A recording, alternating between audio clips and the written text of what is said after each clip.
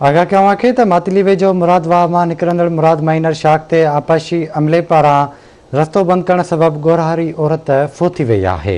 अफ़सोसनाक ख़बर है वांखे अपडेट कंदा हलूं त मातली वेझो मुराद वाह मां निकिरंदड़ मुराद माइनर शाख ते आबाशी अमले पारां रस्तो बंदि करण सबबि गोरहारी औरत फौत थी वई आहे।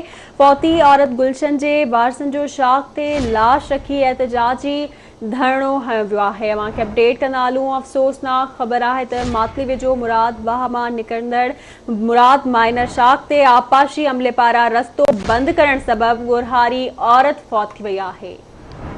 बिल्कुल नाज़रीन, फौती औरत गुलशन जे वारसनि पारां शाख ते लाश रखी एहतजाजी धरणो हयो वियो आहे। ये हम ख़बर ताईं पहुचाई पिया। मातली वेझो मुराद वाह मां निकिरंदड़ मुराद माइनर शाख ते आपाशी अमले पारां रस्तो बंदि करण सबबि गोरहारी औरत फोती वई आहे।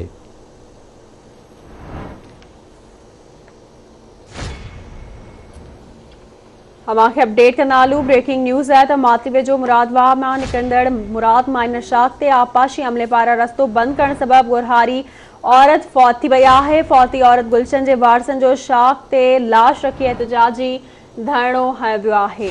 तफ़सील मालूम कंदासीं मातली मां अब्दुल रज़ाक पमहर खान। जी अब्दुल रज़ाक, कहिड़ा अपडेट्स आहिनि?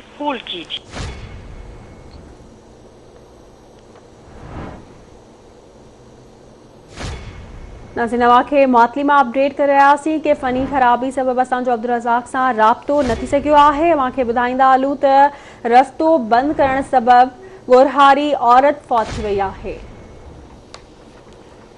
तफ़सील मालूम कंदासीं मातली मां अब्दुल रज़ाक पंवर खां। अब्दुल रज़ाक, आगाह कजो, छा मामलो आहे? आपाशी अमले पारां छो रस्तो बंदि कयो पियो वञे? जी बिल्कुल, मातली वेझो मुराद वाह मां निकिरंदड़ मुराद माइनर शाख जे एरिगेशन अमले पारां जेको शाख जी खोटाई कई वई। खोटाई करे जेको रस्तो बंदि करण ते ॻोठाणनि जेको गुआरी औरत 30 वरे जी मसवात गुलशन ज़ाल बिलावल जो लाश शाख जे कप ते रखी एहतजाज कयो आहे ऐं धरणो आयो आहे। ॻोठाणनि जो चवणु आहे त एरिगेशन अमले शाख मां खाती दौरान निकिरंदड़ जेके मिटी हुई रस्ते ते रखी ॻोठ ठारू दलई ॻोठ आज़म दस्ती जो ॿिन्ही ॻोठनि जे ॾांहुं ईंदड़ वेंदड़ रस्तो जेको हो बंदि करे छॾियो, जंहिं सबबि सुबुह जो जेको मसवात गुलशन जी तबियत ख़राब थी वई। जेको रस्ते बंदि हुअण सबबि असांजे अस्पताल ते देरि सां पहुतासीं, जिते जंहिं सबबि औरत फौत थी वई आहे।